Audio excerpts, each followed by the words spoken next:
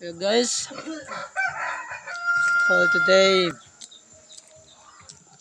ito yung merienda ko sa hapon. Bisol guys. Sarap to guys.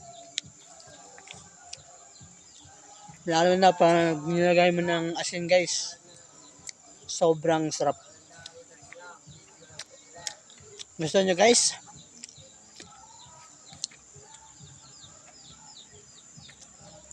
Ito yung favorite ko na guys.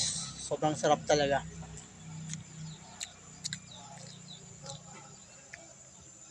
Ito yung mga kinakain namin dito sa bukid guys.